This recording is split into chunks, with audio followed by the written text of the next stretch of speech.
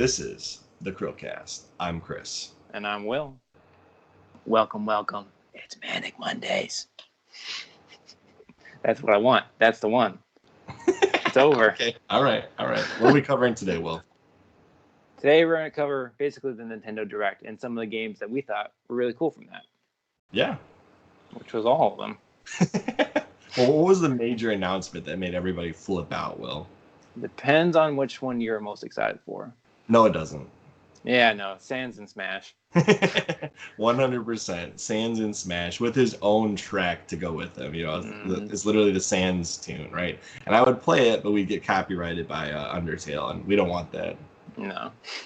But there's a bajillion memes about Sans. So now there's a Mii outfit for Sans, and he's got his own like special set of moves for the Mii costume. It's only like 75 cents. Probably the most worthwhile investment in Smash I've ever seen, as far as DLC goes.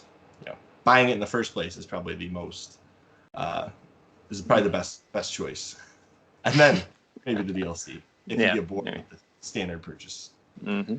How about what's another one, Will? What do you got? I know which one of that list that you like the best. Yeah, you want to guess which one I like the best? I know which one you like the best on that list. You might be surprised. Which one is it? Well, it's a toss-up between Star Wars Jedi Knight 2 and The Witcher 3.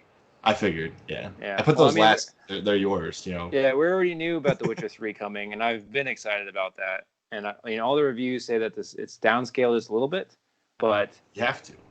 I mean, still looks good. I mean, all the videos it still looks great. The fact that they're able to fit down a cartridge is pretty amazing. Yeah. But Jedi Outcast, I'm like super pumped. You're all about that, huh? Yeah. All about it. Okay. Playing it on the handheld. Oh my gosh. What about you, man? So the game I'm like actually completely shocked they did it because I was fully on board with them re-releasing Pikmin 3, which is what I fully expected them to do. And they didn't. I was like, where's Pikmin 3? Where's Pikmin 4? Come on, man. You know? Holiday 2020. Probably. Yeah, they'll release all 3 Pikmin and 4 next year.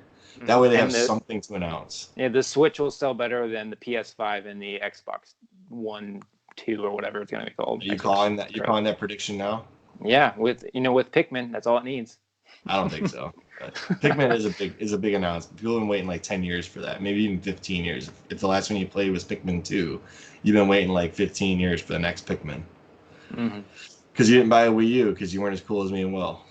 Yeah, exactly. No, the game I was not expecting to ever get a re-release because of how much of a niche audience it has was Tokyo Mirage Sessions, and I'm going to say hashtag, but it's actually Sharp FE, Sharp Fire Emblem, Encore. So they're actually adding content. It's almost like Persona 5 The Royal, except it's Tokyo Mirage Sessions Sharp FE Encore, which is the most mouthful of a title I've had to pronounce in like years.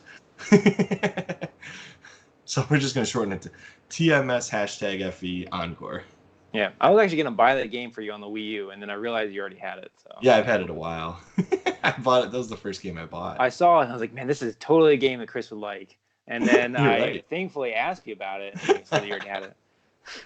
So I'm not shocked that they did it, but I am shocked that they did it because there's not a big enough audience for this. I mean, maybe because of Fire Emblem 3 Houses, this was able to have a big enough install base on 3 Houses to think, hey, maybe we can get like, I don't know, 15%, recoup our losses on the Wii U version because it didn't sell. So is this now the selling point for you for the Switch? No, 3 Houses was.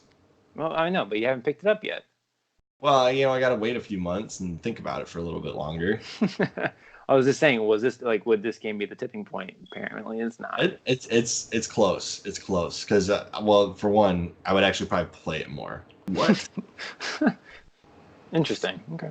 So the last game on our list of Nintendo Direct topics is Xenoblade Chronicles HD Definitive Edition for Switch. It's another mouthful. All right. This is the 3rd release of this game. Okay, the first one was on the Wii. The second version of this particular game was on the 3DS. It was called Xenoblade Chronicles 3D, and it was a downscaled version of Xenoblade Chronicles for the Wii. It was full game, just scaled down. And now they're releasing Xenoblade Chronicles HD Definitive Edition for the Switch with any and all DLC, which I don't think there was really any for the Wii, and some extra storyline, I guess. That's cool. Which I think is probably a good thing, because that was the result. The release of it in the first place was the result of, was it Project, do you know what I'm talking about, Will? No, you got to fill me in. Project Rainfall, I think it's called. Project Rainfall was a big group of gamers in the U.S. that wanted a couple of Japanese exclusive games to come to the U.S. So they made a massive petition to get that game. And the way that they got Nintendo's attention was on the day of Xenoblade Chronicles release, I believe it was Xenoblade Chronicles, they actually all purchased a different game that was a US release on the day that Xenoblade was released. So Nintendo would be like, hey, what the heck's going on? You know, like, why are we selling a bajillion copies of trying to think of what game it was. Who knows? It was a game they weren't expecting to sell a lot of, let's put it that way. And so apparently they got the attention of Nintendo. GameStop said, hey, we're willing to take this and sell it exclusively at GameStop and push a lot of copies, and that's what happened. The problem, and this was kind of a bad business practice, I hope Billy doesn't get mad at me for just talking about it. Yeah. But so they got it over here, and all the people that wanted it initially bought it. Due to a warehousing issue within GameStop, there was accidental scarcity of the game. They didn't ship them to the stores at the right time, and then they sat in the warehouses, and then by the time they actually reached the store, they had been sitting in inventory for too long for GameStop to sit on it, right? They can only have so much new inventory of a game for so long, and then the standard practice of GameStop is to open the games and sell them pre-owned. Yeah. Which normally is not a big deal because they go cheaper. But with this particular game, due to the scarcity and the niche audience that wanted it being larger than the initial supply, it actually increased the price by going pre-owned because they could go above MSRP. And then they were selling it for like $70 a pop. And that's not shady at all. It was, and honestly, when I looked into some Reddit posts where they had some GameStop interviews, and it sounds to me like it was an accident. It sounded like it was never meant to occur in that particular way, but due to like the algorithm of the GameStop system, they were just not meant to get caught, is all. No. If anything, it was actually the fault of the warehouse that happened, and it caused the scarcity, which caused the weird business practice that happened, which caused the prices to skyrocket, and which caused it to be like the most expensive Wii game for the longest time. Yep. Then they actually re-released the game. So Nintendo made good on it and helped GameStop re-release the game a second time. Although the initial print run, they had manuals and inserts. Guess what they didn't have in the second print run? Manuals and inserts. That's correct. So if you bought the initial run, you got the manual, the insert, you got everything else, you got the reversible cover. And my copy's sitting over here, I can show you. I think I have like the reprinted cover, but I have also the internals somehow. Yeah, interesting. So I don't know how I did that. Uh-oh. All good. Xenoblade Chronicles. So I know it's very different games, but which one is better, that one or the Chronicles X? Chronicles X is not even the same game. Xenoblade Chronicles 2 is basically the same game. It's not a continuation, but it is basically the same game as Xenoblade Chronicles 1. Okay. More similar anyways. Xenoblade Chronicles 1 on the Wii also had reversible cover art. Oh, very cool.